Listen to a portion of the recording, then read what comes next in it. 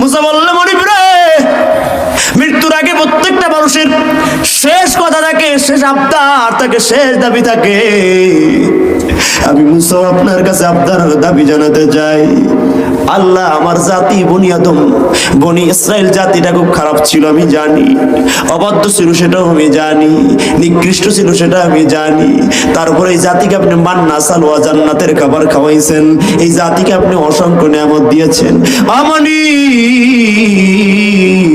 আপনার কাছে আমার আবদার হলো, মাওলা রে, আমার মরণের পর আমার এই বনি ইসরাইল জাতি কোথায় রিজিক পাবে আর কি খাবে?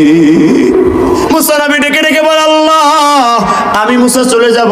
আমার অবাধ্য জাতির তুই পাহাড় দিয়ে ভয় দিয়েছো, তুমি অবাধ্য জাতিকে লোহিত সাগরে ডুবানোর ভয় দিয়েছো।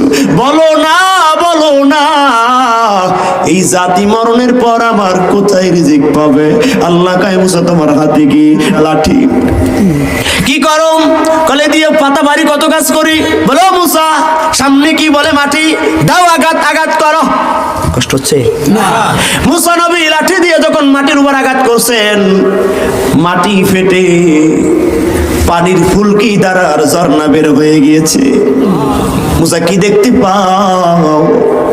আল্লাহ, আমি দেখতে পাই যে পানির ঝর্ণা দ্বারা পানি আর পানি। মুসা পানির উপর আঘাত করো লাঠি দ্বারা। পানির উপর আঘাত করলো যখন, পানি ফেটে পাথরের টুকরা বের হলো তখন। মুসা, পাথরের টুকরা আঘাত করো, আর লাঠি দিয়ে মার দাও, আঘাত করো।